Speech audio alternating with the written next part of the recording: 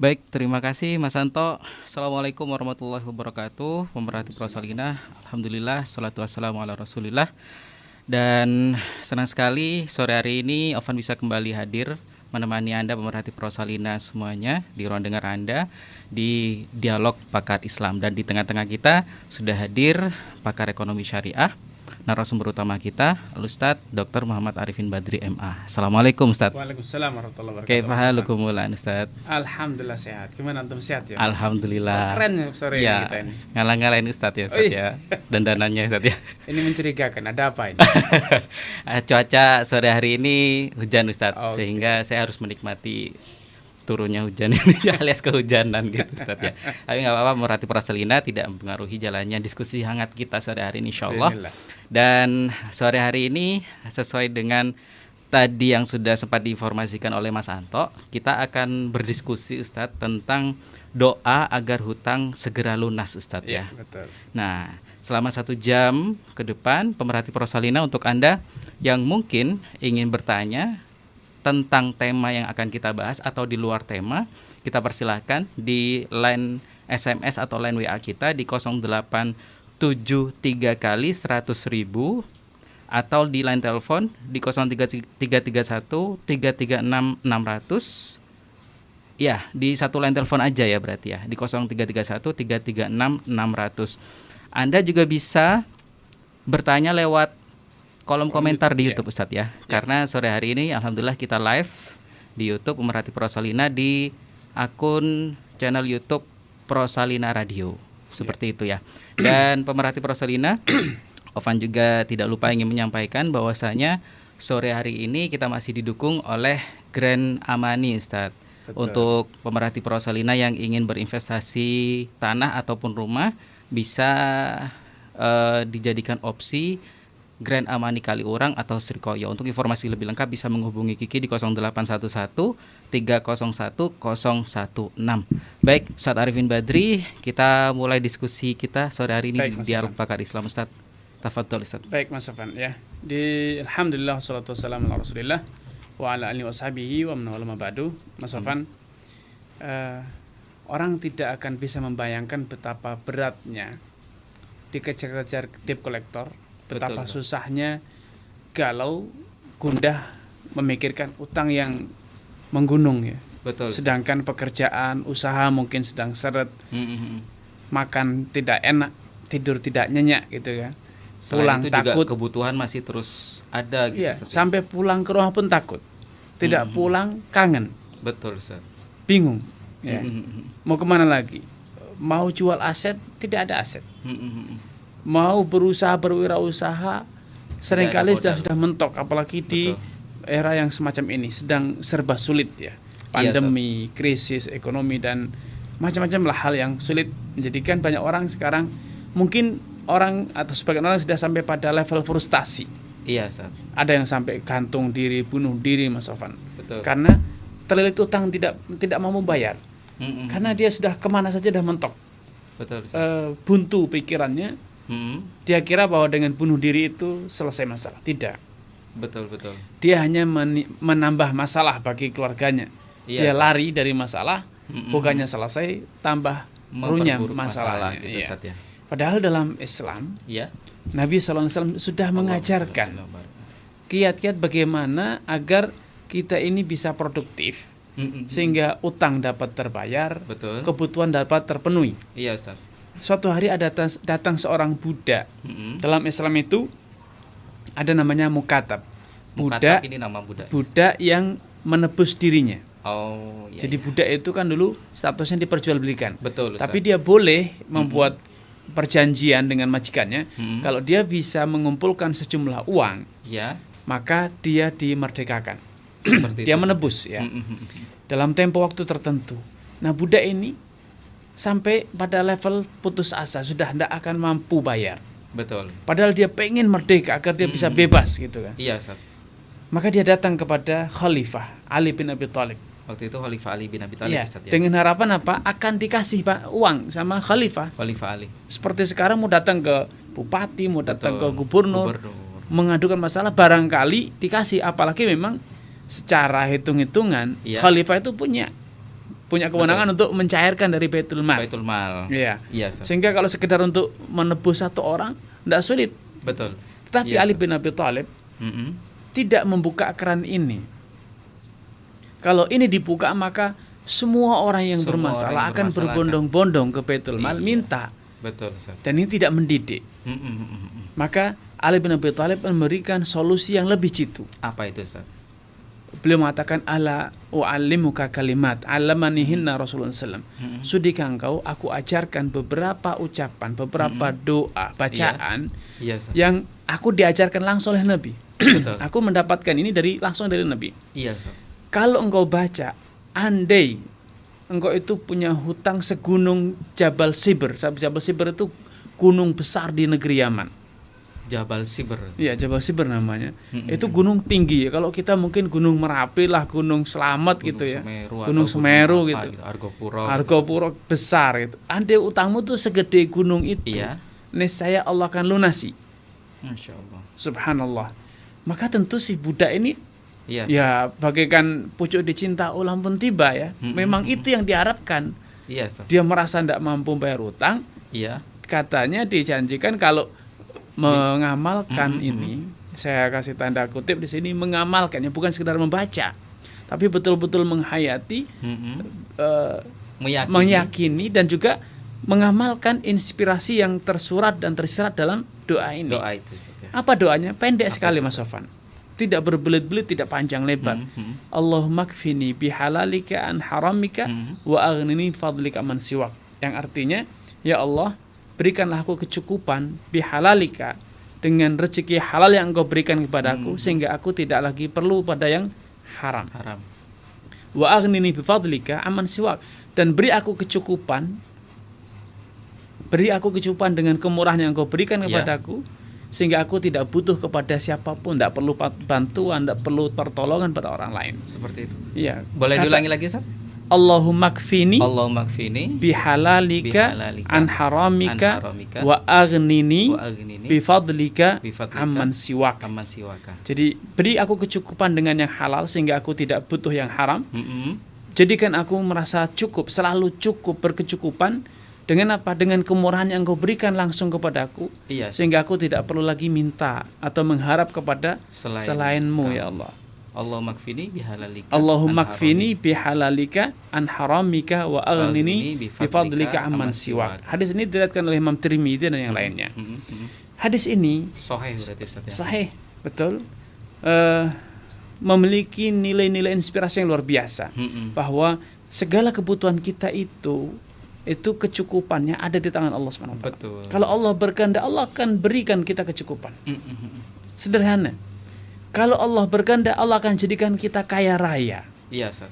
Artinya, kalau kita pengen meminta, mintalah kepada Allah. Kalau kamu merasa bahwa saya terlilit utang, berat, maka Allah itu tempat kita mengadu.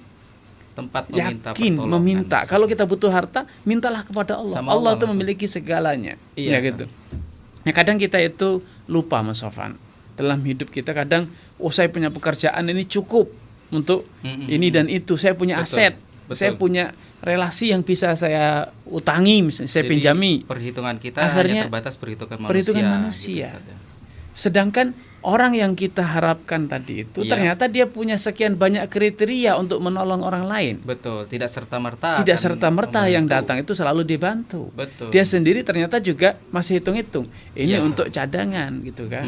Untuk cadangan, untuk investasi, apalagi ini lagi juga masa sulit, dia pun sendiri takut jatuh miskin. Iya, kalau saatnya dia butuh nanti tidak bayar. Betul. Ada yang kita minta saja punya kekhawatiran. Dia juga was-was kalau rezekinya akan habis. Gitu. Betul, Ustaz. Nah, kenapa kita tidak mengetuk pintu Allah? Padahal pintu Allah tidak pernah ditutup dari siapapun. Ini yang seringkali sepertinya mudah dilupakan oleh umat manusia. Betul, Mas Sofan. Jadi kita sebenarnya memiliki satu hal yang sangat besar sekali dalam hidup ini. Betul. Allah Subhanahu wa taala itu tempat kita bersandar. Hanya saja kita ini malas untuk mengetuk pintu Allah. Bukan hanya malas, kadang kita entah terlena oleh bisikan syaitan dan segala macamnya, lebih memilih untuk mengandalkan orang lain atau mengandalkan tenaga kita gitu. Betul. Dan kadang orang gini berpikirnya, masa iya? Betul. Saya ini sudah Kembali. berusaha dengan segala cara, Iya, tidak bisa. Apa sekedar doa langsung saya tiba-tiba hujan emas, tiba-tiba dari bawah tanah rumah saya keluar tambang emas gitu Iya, kan, berkintal-kintal emas. Iya, Allah SWT tidak pernah melakukan hal yang seperti itu ya. mm. Menurunkan hujan emas. Betul. Ataupun memancarkan Iya, tambang emas dari bumi, dari perut, dari tanah rumah kita gitu. Iya. Tetapi Allah Subhanahu wa taala itu selalu memberi petunjuk Iya, Ustaz. kepada siapa saja yang Allah kehendaki untuk menemukan pintu rezeki. Iya. Kadang pintu rezeki itu begitu mudah seperti kita membalik tangan, Mas Sofan. Betul, Ustaz. Kadang pintu rezeki itu ada di belakang rumah kita, ada di depan rumah kita. Benar-benar Selama ini kita tidak haitsu la yahtasib betul. gitu, Ustaz, Wa may ya. yatawakkalallahi fa huwa hasbuh. Yang bertawakal kepada Allah beri kecukupan. Betul. Nah, sehingga doa ini jangan hanya dibaca seperti mantra, dibaca terus kemudian kita duduk di depan pintu. Loh, Menunggu mana rezeki datang gitu, Ustaz. mana kiriman parselnya atau kiriman paketnya? Tidak seperti itu. Ini adalah sebuah inspirasi yang seharusnya merubah perilaku. Betul, betul.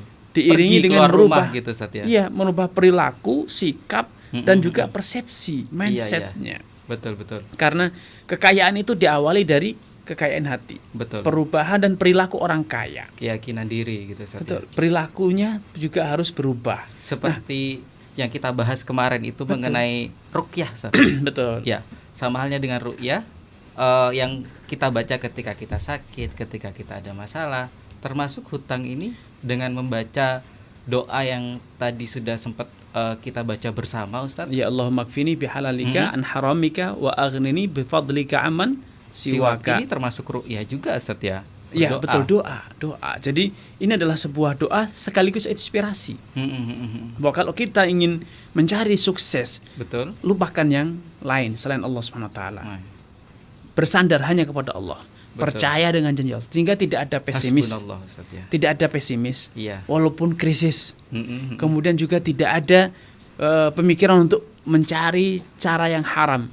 Iya, Ustaz. Yakin, optimis bahwa di cara yang halal, pintu-pintu yang halal itu masih banyak rezeki Allah SWT yang belum kita eksplorasi, belum kita gali. Betul, Ustaz. Dan Belum dengan kita mudah, jalani gitu, dengan Ustaz, mudah ya. Allah itu menunjukkan sesuatu yang semula ndak ngira kalau itu laku, ternyata Iya, laku. Betul, betul. Ustaz. Ndak, ide bisnis itu ternyata kadang sederhana sekali. Iya, iya. Nah, ini Allah dengan mudah menunjukkan seseorang untuk menemukan hal itu. Ya, baik. Ustaz, kita terima telepon dulu, Ustaz. Baik, Mas Halo, Sofan. Assalamualaikum. Halo, Ya, Assalamualaikum. salam. Ya, dengan Pak Wildan sepertinya ya. Bukan. Pak Sodik Mahmud. Pak Oh, Sodik. Pak Sodik Mahmud. Atau hafal, Ustaz, ya. Tafadhol, Pak Sodik Mahmud. Iya. Mau tanya Ustaz, Silakan Pak Sodik. hukum tembak ini masih timbul pro kontra. Hukum- Komnas HAM Maaf Pak Sodik. Hukum apa, Pak Sodik? Pak Mohon Sodik? maaf, diulangi. biadab dan tidak manusia. Halo Pak Sodik. Halo. Tolong. Penjara bukan penyiksaan. Halo, Pak akan Sodik. Tetapi pembinaan.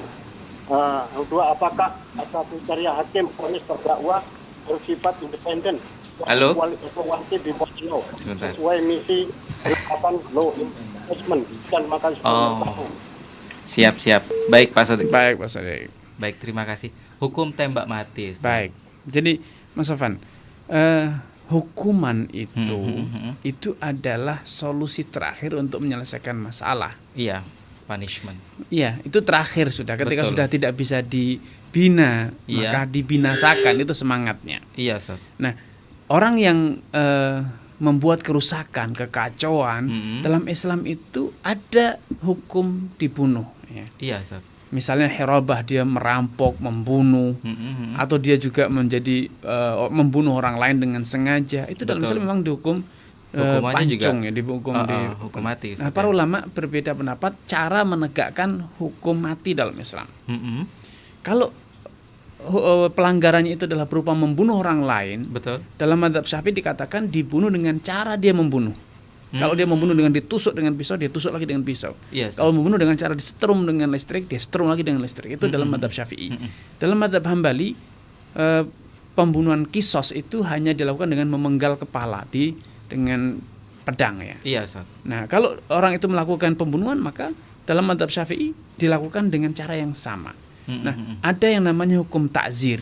Hukum ta'zir itu hukum-hukum yang bentuk hukumannya tidak dijelaskan dalam hadis ataupun Iya. Al-Quran. Ya. Mhm. Misalnya orang yang membuat kerusakan, kekacauan, mengancam stabilitas negara Islam misalnya, Mhm. atau bahkan berkhianat kepada negara Islam, Betul. mengundang musuh datang, itu boleh dibunuh Mhm. dalam Islam seperti itu. Seperti itu Ustaz ya. Termasuk juga pengedar narkoba, pengedar walaupun dia tidak minum khamr, dia tidak makan, dia tidak menggunakan narkoba, tetapi Iya, dia yang mengedarkan. Ini menimbulkan kerusakan yang sangat luas. Koruptor. Maka boleh dibunuh. Ya. Iya Ustaz. Ini dalam Islam dibolehkan, tapi dengan apa dia dibunuh? Iya, Sesuai dengan keputusan hakim. Hakim berwenang untuk memutuskan cara pembunuhannya. Betul. Selama itu tidak menyiksa ya dengan Iya. dimutilasi tidak, tapi dengan cara yang menyegerakan dia mati. Mau ditembak, mau dipenggal itu boleh dalam Islam. Wallahu a'lam. Berarti ada Iya. adab tertentu gitu Ustaz. Betul, ya, itu meskipun dibahas nanti- dalam fikih dalam bab jinayat atau hudud. Betul. Bab hukum pidana Mas Afan. Iya, Ustaz. Hmm. Baik, kita ke pertanyaan yang sudah disampaikan di kolom komentar YouTube, Ustadz. Ya. Ini ada pemerhati Prosalina yang sempat bertanya di kolom komentar YouTube. Ini Ustadz. Assalamualaikum Pak Ustadz. Waalaikumsalam. Saya Iqbal Maulana dari Bangsal Sari. Mau bertanya Ustadz, bagaimana hukumnya kalau istri berhutang tanpa sepengetahuan suami? Terima kasih Pak Ustadz. Assalamualaikum. Assalamualaikum. Barakallahu fiik. Iya. Ustadz. Waalaikumsalam. Jadi ini Mas Afan. Mm-mm. Dalam Islam suami dan istri itu adalah dua pihak yang berbeda. Betul. Tetapi karena ikatan pernikahan kemudian mereka menjadi satu ya, menikah. Tetapi itu tidak menjadikan semua yang dilakukan istri itu menjadi tanggung jawab suami, dan sebaliknya pun demikian. Tidak Betul. semua yang dilakukan suami menjadi tanggung jawab Istri. istri. Nah, ketika istri itu butuh ya, Iya, butuh Ustaz. untuk nafkahnya tidak Ha-ha. dipenuhi oleh suami, maka istri boleh berhutang dan dibebankan kepada suami. Betul. Karena memberi kecukupan kepada istri itulah tanggung jawab suami. Namun kalau suami sudah memberi kecukupan, Mm-mm. istri itu untuk keperluan di luar rumah tangga, bukan untuk urusan anak, bukan untuk urusan kebutuhan rumah Iya. ya. Tetapi itu untuk kepentingan dia pribadi, dia punya usaha atau Iya, dia Ustaz. punya keluarga, dia mau ngasih keluarga dia dengan maunya dia sendiri tanpa restu suami, maka itu tanggung jawab istri sendiri. Hmm. Ya. Tetapi ketika istri berhutang karena suami tidak memberi Iya. atau telat memberi padahal istri butuh, Iya, untuk maka kebutuhan boleh bulanan berhutang atau dan apa nanti gitu, yang Ustaz, ya. berkewajiban membayar adalah Suami. suaminya gitu, Mas Seperti itu Ustaz ya. Ya. Mungkin yang dimaksud oleh beliau tadi tiba-tiba ada yang datang ke rumah untuk menagih dan suaminya juga nggak tahu. Nah, ini untuk kadang apa gitu, Ustaz. gini Mas Afan, kadang istri ini sikap yang tidak patut diikuti, dicontoh ya. Betul. Kadang istri malas koordinasi dengan suami, dia buru-buru segera berhutang gitu, padahal konsumtif, perilaku istri konsumtif. Ini tentu tidak bijak ya. Baik, saat itu tadi jawaban dari Ustaz Arifin Badri terkait tentang hutang piutang. Halo, Assalamualaikum. Halo. Waalaikumsalam warahmatullahi wabarakatuh. Alhamdulillah. Dengan Bapak siapa ini, Pak? Dengan Pak Haji Abdul Muhyidd ini ya. Pak Haji Abdul Muhyidd. Iya. Abdul Silakan, Muhyidd. Pak. Tafadhol, Pak Abdul Muhyidd. Masaul khair Pak Ustaz. Masa'ul Masa'ul khair. Ahlan wa marhaban bikum Pak Abdul Muhyidd. Nah, Masya Allah. Silakan. Begini, Pak. Iya, silakan Pak. sekarang kan banyak ini pendapat-pendapat itu dari Mbah Google Pak Ustaz. Betul. Gimana itu Nah, pendapat ini yang mana? menurut kita banyak kadang-kadang kan zaman instan mengambil masalah dari hukum agama, lihat Google cukup Pak Ustaz. Betul. Padahal dalam kitab yang lain mungkin tidak sama Betul. pendapat-pendapat kayaknya. Lah ini menurut pandangan Islam Pak Ustaz, Ya. gimana mengambil pendapat di Mbah Google begitu Pak Ustaz. Baik. Lah ini Syekh Google ya. Syekh Google. iya Syekh Google. Syekhona Google gitu. Iya. Makanya ada yang berpendapat cari ilmu sekarang ini, Mbah Google sudah ada. Iya, betul. Nah, ini betul. gimana menurut Baik, baik. panjenengan Pak Ustaz? Baik, Baik, Pak. Pak Abdul Baik, Muhyidd. Pak Abdul Muhyidd. Syukron, Itu saja. afwan kasir Pak Ustaz. Afwan. Waalaikumsalam Assalamualaikum warahmatullahi wabarakatuh. Waalaikumsalam warahmatullahi wabarakatuh. Baik, Pak Abdul Muhyidd. Jadi ini Betul, Ustaz. memang dinamika kehidupan zaman sekarang. Semuanya serba terbuka. Semua data sudah disuguhkan sekarang Data dalam sudah tidak berbagai terbendung, data Ustaz, apapun. ya. Sekarang Semuanya kita bisa bahkan diakses. alamat orang Betul. itu bisa dicari. Apapun data, ilmu atau hukum, peraturan sudah Iya, dapat. Betul, Namun Ustaz. tentu ketika ada satu pernyataan Nabi yang mengatakan idza wusidal amru ila ghairi ahli fantadhiri sa'ah. Kalau suatu masalah itu sudah dipercayakan kepada orang yang bukan ahlinya, bukan pakarnya, ya pasti kekacauan. Sudah yakin deh bakal kacau. Lah hukum dibahas, dikaji, dianalisa oleh orang yang tidak punya kapabilitas untuk mengkaji, menganalisa. Kita tidak usah jauh-jauh dengan Google. Al-Quran dan hadis kalau dibaca dan difahami, ditafsiri semaunya tanpa mengikuti penjelasan para ulama, kaidah-kaidah hukum, usul fikih yang lainnya, nuzulnya dan lain-lain gitu, maka pasti kacau, Mas Sofan. Iya, Ustaz. Nah, sekarang memang Google itu sangat bermanfaat ya, banyak membantu kita. Saya sendiri juga sering mencari Jujur data, saya juga sering, sering mencari data dari Google, tetapi itu tidak serta-merta kita telan begitu saja, tidak serta-merta kita terima. Karena pertama bisa jadi yang menulis itu Bondo Kopas, modalnya kopas saja, copy paste. Jadi copy dari sini lempar sana kayak gitu, tempel sana lagi. Jadilah sebuah artikel. Betul. Padahal ketika diurut, ternyata enggak urut itu artikelnya karena comot sana comot sini. Yang kedua, random, ada orang yang sengaja menyesatkan. Jadi tulisan orang lain atau memang dia sengaja membuat tulisan sendiri yang direkayasa sedemikian rupa untuk menimbulkan pemahaman yang menyimpang. Betul. Belum lagi ketiga, data itu sendiri ya, namanya ilmu itu harus didasari sebuah data ataupun dalil ya. Dalilnya sendiri kadang masih perlu diverifikasi, perlu dikaji lebih lanjut.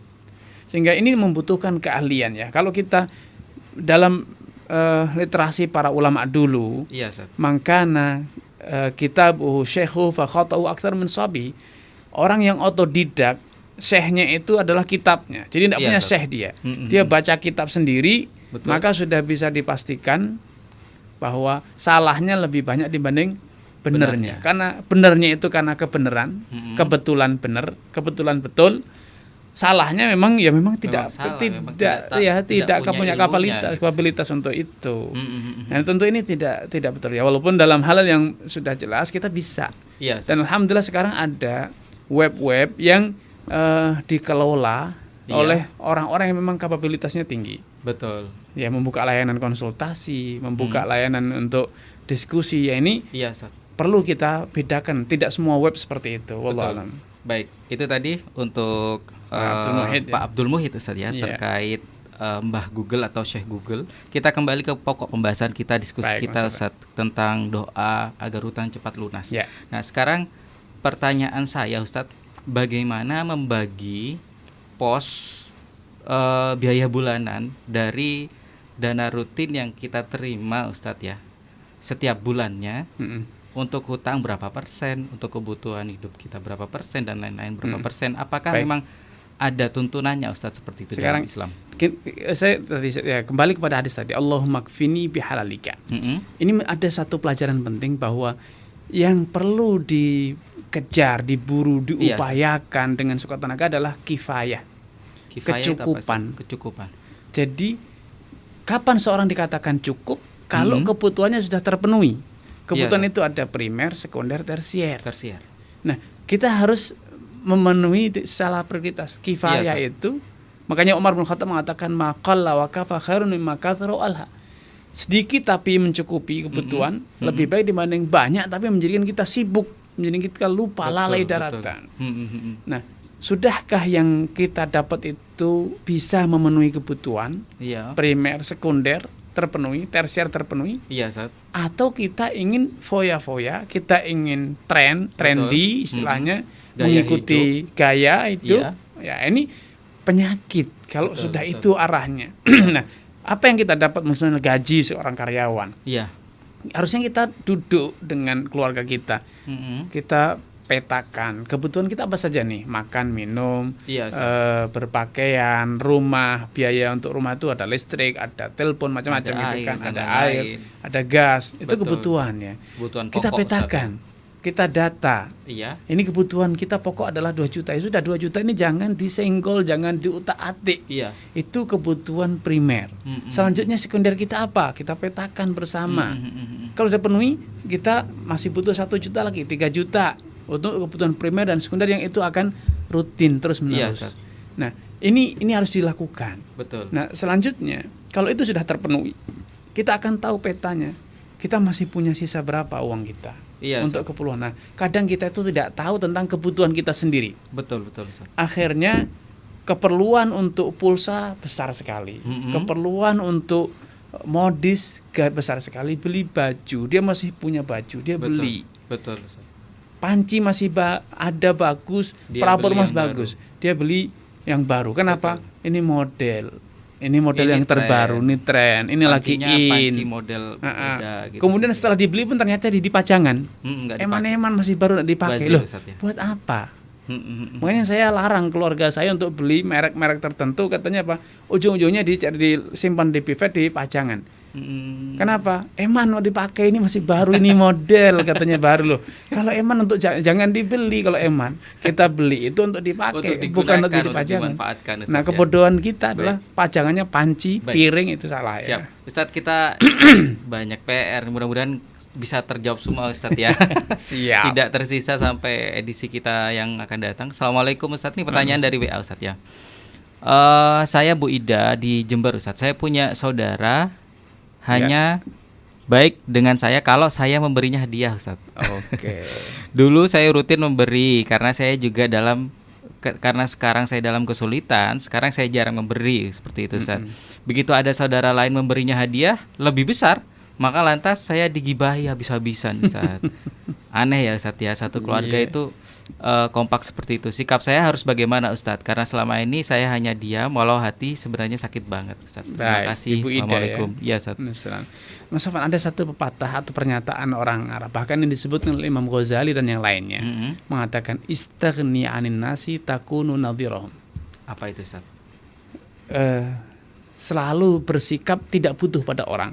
Artinya jangan mengharap pada bantuan uluran tangan orang, maka engkau akan menjadi orang yang sejajar, duduk sama rendah, berdiri sama tinggi bersama mereka. Iya. Yang kedua, ahsin ilan nasi takun sayyidahum. Berbuat baiklah kepada orang lain, engkau akan jadi majikannya. Iya, betul. Tapi sebaliknya, ihtaj ila ma'in dan nasi takun abidahum. Kalau engkau butuh kepada apa yang mereka punya, engkau akan jadi budak mereka. Engkau akan terhina sama oleh persis, mereka. Ustaz, ya?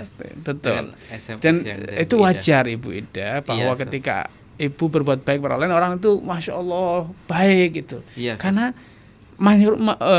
normalnya manusia seperti itu. Iya. Yang orang mulia, orang yang beriman adalah orang yang selalu berbuat baik walaupun dia tidak mendapatkan apa-apa, tanpa pamrih ya hubungannya itu.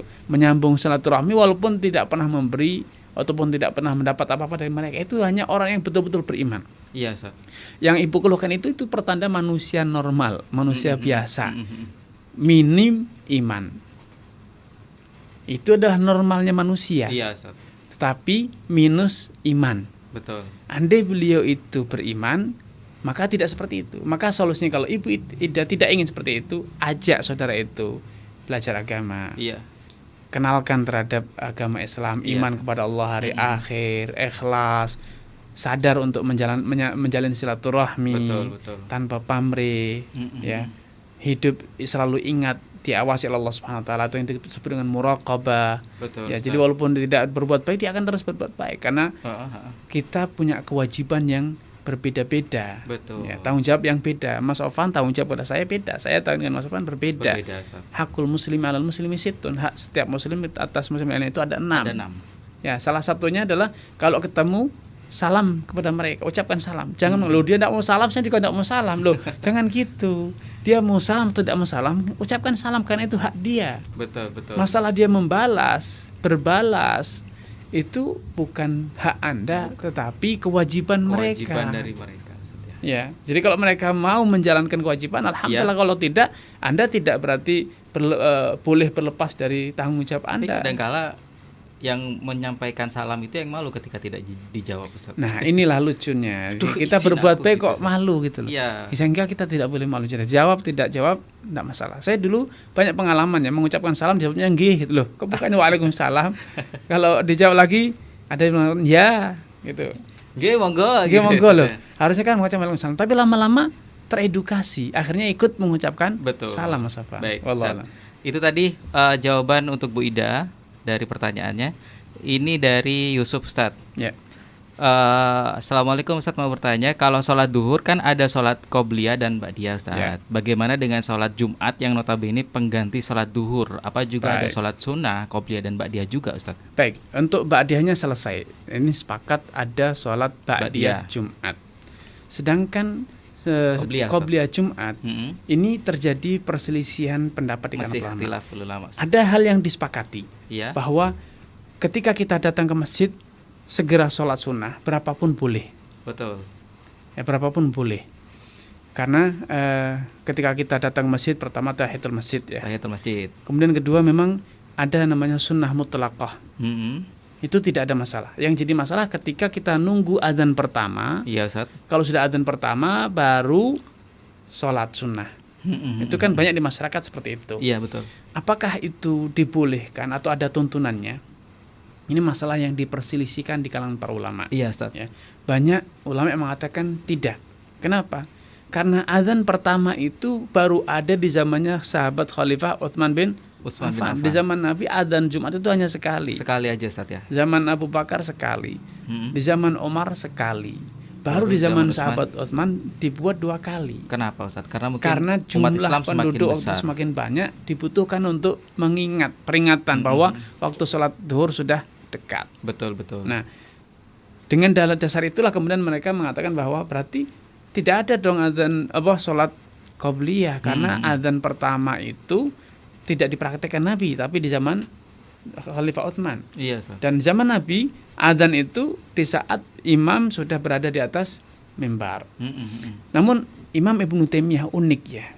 Ini sengaja saya angkat Ibnu Taimiyah. Iya Ustadz. Walaupun pendapat ini bukan hanya beliau, Iya. tapi beliau termasuk salah satu ulama yang memperjuangkan, Iya. membela pendapat ini. Bahwa Nabi mengatakan alaikum bisunnati wa sunnatil khulafa'ir rasyidin al-mahdiyyin min ba'di. Hendaknya kalian berpegang teguh dengan petunjuk atau teladan dari aku dan Iya, juga Ustaz. teladannya para khulafa' rasyidin setelahku, sepeninggalku. Salah satu khulafa' rasyidin adalah Utsman bin Affan. Iya Ustadz. Dan para ulama mengatakan bahwa adzan pertama itu bukan bid'ah. Karena itu dipraktekkan di zaman Khalifah Utsman dan tidak ada yang menentangnya. Ya. Sehingga itu dibolehkan. Betul. Itu di sisi pertama. Sisi keduanya, kemudian Ibnu Taimiyah berdalil bahwa ma bainal adzanaini salatun. Antara 2 adzan itu ada salat. Keumuman hadis ini bisa menjadi petunjuk bahwa ini sekarang prakteknya ada 2 adzan. Ada 2 adzan. Maka dalil tadi relevan untuk kemudian mengatakan berarti ada 2 adzan, maka antara 2 adzan itu berarti ada sholat waktu sunnah. untuk sholat sunnah. Ini pendapat yang diperjuangkan begitu kuat oleh Imam Ibnu Taimiyah ya. Sehingga ini menjadi bukti bahwa Ibnu Taimiyah itu orang yang objektif ya, berusaha mengkaji masalah tanpa fanatisme terhadap satu kelompok tertentu. Gitu Ustaz ya. Allah alam. Baik, kita langsung ke pertanyaan yang lewat WA juga karena sepertinya sangat banyak ini Ustaz ya. Harus kita jawab satu persatu.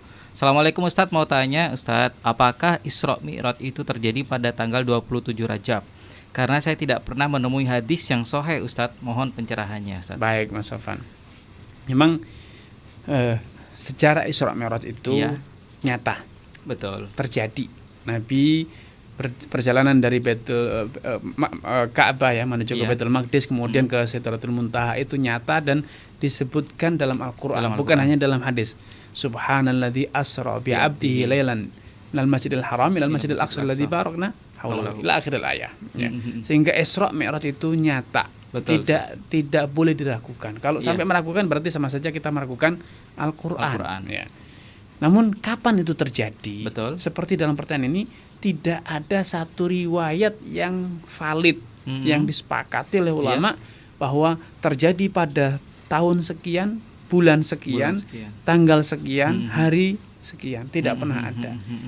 Para ulama hanya menyebutkan faktanya saja. terjadi Isra Mi'raj. Iya. Tapi kapan, hari apa tepatnya, Iya. itu tidak Tidak ada, ada Ustaz, ya. kesepakatan ya. Tidak ada dalil, Ustaz ya. Banyak versi, Ha-ha. banyak riwayat Betul. yang itu menunjukkan bahwa pendapat-pendapat itu kontroversi ya. Sehingga tidak bisa dipastikan apakah tanggal 27 Rajab ataupun yang Betul. lainnya. Wallahu Iya, a'lam. Ustaz. Berarti memang seperti yang ditanyakan melalui WA tadi, bagaimana kalau misalnya kita mengimani bahwa tanggal 27 Rajab itu memang hari Ya, untuk mengimani diperingati Isra dengan Mi'raj? sesuatu tanpa dasar yang valid ya. Mm-mm. Itu yang terjadi. Karena itu memang kontroversi tanggalnya. Sedang Ya. Isra Mi'rajnya tidak begitu, sepakat Ustaz, itu ya. terjadi Isra Mi'raj. Tapi kapannya itu yang memang tidak ada data yang valid yang disepakati oleh para ulama. Sesuai dengan apa yang sudah kita ketahui bersama di kalender, baik itu Ya, Hijriah itu atau kan Miladiyah. hanya dalam salah satu versi Heeh. sejarah ya di Tapi bangsa. apakah boleh, Ustaz? Ya, kalau kita memperingati memastikan itu yang perlu data. Kita tidak boleh secara ilmiah tidak boleh memastikan sesuatu kecuali ada data yang valid. Ya. begitu, Ustaz ya. Nah, sedangkan apakah semua kejadian dalam Islam diperingati? Kalau semua kejadian dalam Islam diperingati, habis umur kita ini dengan peringatan semua. Betul, Karena Ustaz. setiap hari ada saja kejadian-kejadian ya. Mm-mm. Ada perang Badar, ada perang Khandaq, ada perang Uhud, ada perang Hudaybiyah, ada perang Mu'tah, ada Banyak perang ya, Ustaz, Yarmuk. Yang terjadi ya kalau kita urut ya bisa jadi sepanjang sejarah. Betul, Itu betul. di zaman Nabi, belum lagi di zaman Khalifah Abu Khalifah. Bakar, zaman Umar menguasai Romawi, menguasai Betul, betul. Persia. Semua Betul. kejadian kalau kita peringati, Iya, habis Ustaz. kita dengan peringatan semua. Baik. Itu tadi jawaban dari WA, tapi tidak menyertakan nama, Ustadz ya. Baik. Ini kita jawab lagi, Ustadz. Di atasnya tadi ada pertanyaan lagi, Mas. Assalamualaikum. Oh ya, yang tadi ya. Ini dari Ayu, Ustadz. Ya. Semoga Allah menjaga Ustadz beserta keluarga. Amin. Terima kasih atas penjelasan Ustadz untuk pertanyaan saya minggu lalu yang berkaitan dengan high heel, Ustadz, atau sepatu berhak Sepatu tinggi. Izinkan saya untuk melanjutkan pertanyaan mengenai topik tersebut, yaitu bagaimana status penghasilan si penjual yang menjual high heel tersebut, Ustadz? Apakah haram? Yang kedua, bagaimana dengan alas kaki yang haknya rendah, bagian tumit haknya rendah? Ya. Dalam kurung bagian tumit tingginya sekitar 1-3 cm atau minimal bagian tumit tidak terlalu tinggi menjulang, Ustaz. Apakah dihukumi sama dengan hak tinggi juga atau masih diperbolehkan untuk dipakai dan diperjualbelikan? Baik, gini Mas Afan. Kalau yang saya mulai dari yang kedua, Iya, Ustaz. kalau sekedar 1-2 cm itu bukan, jadi ukurannya itu bukan sesenti 2 cm atau Ustaz, ya. 3 cm Mas Afan. Betul, Yang betul. menjadi standarnya adalah yang menyebabkan wanita tersebut melenggak-lenggok. Iya. Jadi setiap yang sampai batas tersebut menjadikan yang mengenakannya itu melenggak-lenggok, maka itu akan menimbulkan godaan bagi lawan jenis. Betul. Dan ini yang inti substansi dari larangan tersebut. Berarti kalau di situ bukan hanya dari sepatunya saja, Ustaz ya. Betul. Kalau dia ternyata nggak pakai alas kaki tapi dia berlenggak-lenggok, Tetap tidak boleh. Nah, tapi alas kaki yang tinggi tadi, high heel dari dia, iya, itu secara Itu salah natural satu- akan menjadikan alami dia akan melenggak-lenggok. betul, Tidak Ustaz. mungkin kalau tidak melenggak-lenggok dia. Betul, betul. Itu otomatis seperti itu. Seperti pakaian ketat, tidak mungkin menggoda. Ya pasti menggoda, pakaiannya juga ketat, namanya juga Iya. wanita normal, laki normal, betul, pasti Ustaz. akan menimbulkan godaan.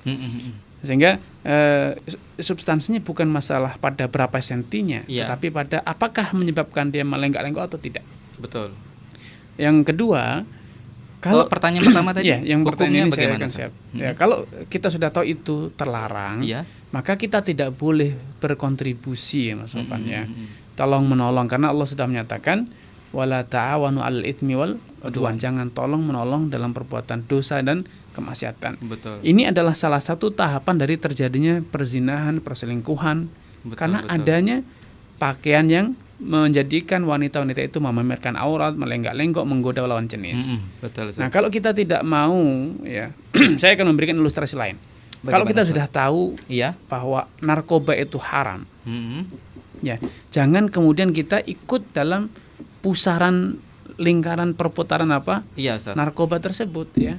Kalau kita ikut, walaupun kita misalnya jadi agennya, walaupun kita sekedar brokernya, nunjukkan Betul. itu kalau mau butuh narkoba sana tuh ada yang jual tuh, itu tidak boleh, Mas Sofan. Kita dapat wasilahnya, Ustaz. Iya, kita juga akan ditangkap polisi. Betul, betul. Bagian dari jaringan mafia narkoba nanti, Iya, gitu loh. benar. Nah, dalam Islam pun demikian. Semua yang punya kontribusi dalam praktek-praktek yang haram, ya haram hukumnya. Iya, Ustaz. Kalau kita mendapatkan upah atau penghasilan dari kontribusi tersebut, ya haram Haram. pula, karena itu adalah keuntungan atau upah yang kita dapat dari perbuatan yang haram. Allah. Ya, baik Ustaz. Kita jawab pertanyaan dari WA lagi Ustadz. Itu tadi kita sudah jawab pertanyaan tentang alas kaki Ustadz ya. Ya. Dari Mbak Ayu. Sekarang dari Pak Nunun di Jalan Sumatera Selatan. Jalan Sumatera mungkin Ustadz ya. Ustadz mohon doa itu tadi diterjemahkan. Okay. Mohon doa itu tadi diterjemahkan agar kami para pemerhati lebih dapat mengerti dan menghayati. Baik Mas Sofwan. Boleh mungkin beliau kelewat tadi Ustaz ya. Baik Mas Sofwan. Jadi doanya kan Allahumma kfini bihalalika an haramika wa aghnini bifadlika aman siwaka. Ya Allah, berikanlah aku kecukupan dengan rezekimu yang halal. Betul. Sehingga aku tidak perlu untuk mengambil yang haram. Dan berikanlah aku kecukupan, kekayaan. Wa aghnini, jadikanlah aku kaya dengan kemurahan fadlika aman siwaka, sehingga aku tidak butuh kepada uluran tangan orang lain. Aman siwaka. Uluran orang lain ya. Sehingga ini doa yang sangat inspiratif. Iya, Ustaz. Sehingga kita betul-betul dengan doa ini kita tawakal, kita percaya, optimis bahwa Allah itu mampu memberi, Allah bisa menjadikan kita lapang rezekinya. Betul. Gitu. Itu adalah sebuah inspirasi. Mudah-mudahan Pak Sugeng sempat menyimak ya. Kita ke WhatsApp lagi Ustaz. Baik. Assalamualaikum Ustadz, saya dari Tempurjo. Mau nanya Ustadz, niat puasa buat bulan Sa'ban apa sama seperti niat bulan Rajab Ustadz? Untuk niat puasa, niat puasa Mas Sofwan, itu secara umum ibadah apapun niat itu di dalam hati. Betul. Niat itu di dalam hati, membulatkan tekad bahwa saya akan beramal. Iya, sampai pun dalam sholat. Dalam mazhab Syafi'i dikatakan yang merupakan rukun sholat itu adalah niat yang ada di dalam hati, bukan ucapan yang mengatakan usolli fardhu dhuhri atau usolli fardhu maghribi. Iya, Ustaz. Niat dalam wudu pun demikian. Yang menjadi rukun wudu atau syarat sahnya wudu itu adalah dengan niat dalam hati bahwa saya niat untuk raf'ul hadath, menghilangkan hadas. Itu yang di dalam hati. Betul. Walaupun tanpa mengucap. Adapun ucapan ya itu hanya sunnah menurut mazhab Syafi'i, tidak sampai pada wajib, apalagi syarat sahnya sholat atau ibadah yang lain. Nah, sehingga redaksi yang ada sekarang yang banyak beredar masyarakat, nawaitu ini, nawaitu itu ya, usolli atau yang lainnya itu adalah gubahan para ulama. Para ulama mencontohkan agar niat yang dalam hati itu bertambah bulat, itu didukung dengan apa? Ucapan lisan. Usolli fardhu dhuhri, nawaitu raf'al hadathi dan yang sejenis. Itu sekedar untuk support, untuk menjadikan niat kita semakin bulat. Tapi kalaupun itu tidak diucapkan Mas Sofwan, itu tidak masalah. Kalaupun tidak diucapkan tidak masalah. Kalau kita tidak bisa hal itu, ya tidak usah diucapin, tidak apa-apa. Atau kalaupun kita ingin menggunakan bahasa kita sendiri ya, maka juga tidak apa-apa. Bahasa Indonesia juga apa-apa. Dalam mazhab Syafi'i itu walaupun secara tinjauan fikih itu lain lagi ya. Tapi ini kan hanya sekedar supporting ya, artinya dukungan saja, bukan syarat mutlak. Allah. Iya, baik Ustaz. Ini kita insyaallah masih ada 2 pertanyaan lagi Ustaz. Baik, kita selesaikan mudah-mudahan sempat Ustaz ya. Assalamualaikum Ustaz. Sugeng Sonten Ustaz. Selamat sore mungkin itu. Selamat sore. Iya, artinya. Selamat sore Ustaz Dr. Arifin dan kru Prosalina Radio. Mau tanya, bagaimana hukum berhutang sementara sambil menunggu jual aset pasca pandemi? Baik. Monggo Ustaz. Mas Sofwan, ada satu hadis yang luar biasa. Dan ini menjadi kabar gembira kalau kita betul-betul beriman, berserah diri urusan kita kepada Allah. Betul. Innallaha ma'adda'in hatta yu'addiya anhu. Orang yang tadi telah berserah diri dalam segala urusannya kepada Allah. Kalau memang dia perlu berhutang, Allah akan bantu. Allah akan bayarkan hutangnya itu. Allah akan mudahkan dia agar bisa membayar hutangnya. Tapi dengan syarat dia betul-betul dalam hatinya tidak lagi ada mengharap kepada sesama manusia. Betul-betul hanya berserah kepada Allah Subhanahu wa taala. Kalau dia memang berhutang, Allah akan bantu agar dia bisa melunasi utangnya. Makanya dulu Abdullah bin Ja'far itu cucu Nabi. Iya, Ustaz. Abdullah bin Ja'far itu ya termasuk cucu Nabi atau cicitnya Nabi SAW. Beliau tidak pernah ada satu hari pun kecuali beliau berhutang. Walaupun dia pedagang, kaya raya, Begitu. Tetapi selalu dia pengen hutang walau kecil. Kenapa? Karena dia terinspirasi ini. Allah SWT itu selalu mendampingi hambanya yang berhutang. Berarti Kata utang dia, terus. aku tidak ingin semalam pun tidur tanpa didampingi Dampingi Allah Allah. SWT. Masya Allah. Beliau kaya punya. Ha-ha. Ya, sengaja dia Bagaimana berhutang kalau seperti karena itu, terinspirasi. Ustaz, Ya, betul, bagi orang yang memang betul-betul tawakal tadi, betul-betul telah berserah diri. Iya, Kan Ustaz. masalahnya apakah kita seperti beliau? Betul, Jangan kita kemudian melihat judul lupa isi. lupa isi. Kadang-kala clickbait ya, Ustaz ya. Nah, beliau seperti itu karena beliau betul-betul telah berserah diri kepada Allah, sehingga Iya. akhirnya Allah beri dia kecukupan, dia kaya raya. Iya betul, Ustaz. Dia kaya raya karena dia berutang itu dalam rangka mencari keberkahannya saja. Bukan karena dia butuh, ya. Betul. Tapi orang yang berhutang, memaksakan diri berhutang padahal dia secara kalkulasi tidak Tidak mampu untuk membayar. ada ancamannya, Mas Sofan. Rasulullah SAW mengatakan, man akhadha amwalan nasi yuridu itlafaha atlafahullah. Siapapun yang mengambil harta orang lain, Iya. padahal dia sadar bahwa itu Iya. akan mencelakakan saudaranya, akan menjadikan harta saudara itu rusak atau hilang Ustaz. atau tidak terbayar, maka Allah akan binasakan dia. Iya, Ustaz. Sehingga harus hati-hati, jadi tidak ceroboh berhutang. Baik. Kita harus berlatih untuk berserah diri kepada Allah. Yakin kalau kita sudah berhasil menata hati kita, Allah akan bantu kita melunasi hutang. Jadi Mas seperti itu, Ustaz ya.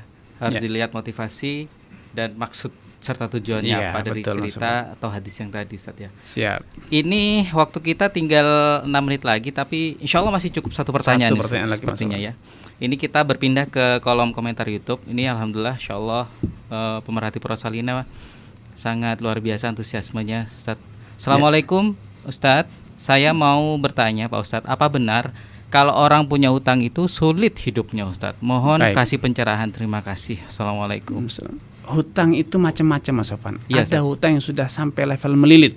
Mm-mm. Ada hutang yang seperti tadi Abdullah bin Ja'far. Iya, Ustaz. Dia punya aset yang banyak. Mm-mm. Seperti juga dilakukan oleh Zubair bin Al-Awwam. Mm-mm. Dia hutangnya banyak, tetapi asetnya jauh lebih banyak. Jauh lebih banyak Nah, dari hutang. Kalau yang dimaksud adalah utang yang melilit, Iya. asetnya jauh lebih minim, lebih kecil dibanding hutangnya, ya betul. Iya, Ustaz. Sampai-sampai dalam pepatah dikatakan idza dakhala hamuddain qalbar rajul dhahaba min aqlihi nisfu wa lam ya'ud. Mm-mm. Kalau utang itu gundah, mikir utang itu sudah menghinggapi pikiran seseorang, maka logika dia akan hilang separuh. Iya, Ustaz. Daya nalar dia akan melemah hingga 50%. Mm-mm. Dan Yang kalau ada sudah khawatir-khawatir kalau terus, sudah Ustaz. seperti itu, fobi, Mm-mm. trauma, Mm-mm. akhirnya menjadi dia tidak logis, ya. Tidak kreatif tidak lagi, kreatif Ustaz. lagi, tidak produktif lagi. Tapi kalau utang itu, makanya dulu Nabi SAW berlindung, ya, Allah. men ghalabatid dain, ya, berlindung dari hutang Salah yang satu doanya, Ustaz, ya.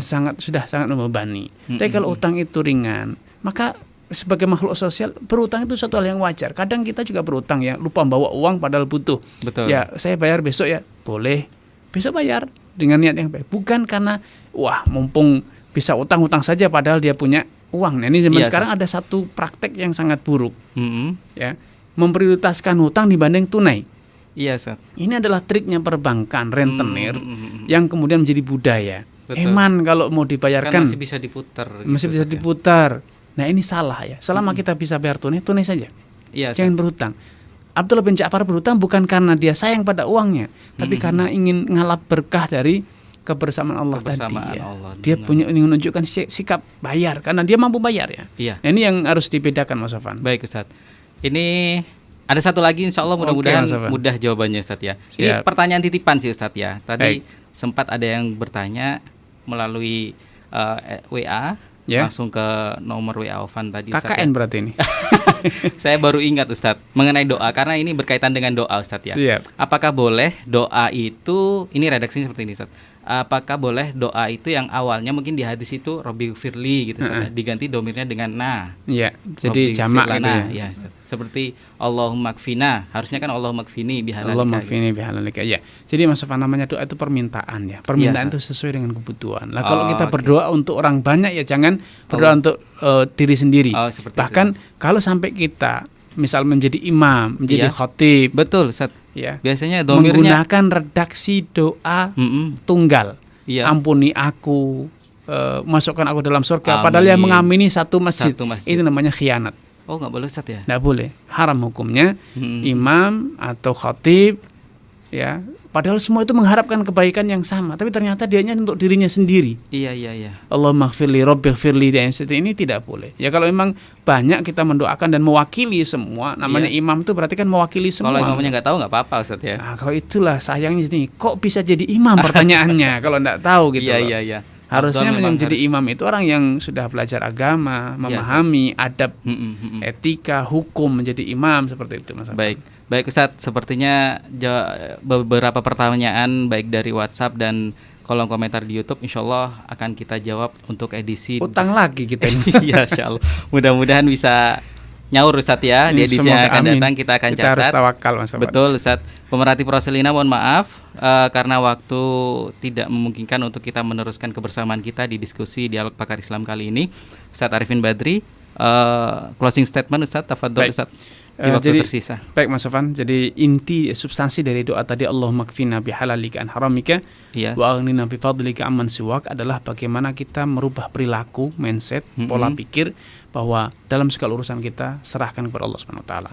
Segala urusan ketika kita Allah. Membutuhkan sesuatu maka mintalah hanya kepada Allah. Jangan pernah membuka pintu selain pintu Allah Subhanahu wa taala. Betul. Jangan pernah menyerahkan urusan kita kepada selain Allah Subhanahu wa taala. Kalau kita sudah terbiasa seperti itu, maka Allah akan berikan kecukupan, Allah akan urusi urusan kita, Allah akan cukupi urusan kita. Itu namanya tawakal, Mas Sofan. Betul. Ya, jadi tawakal itu sangat indah.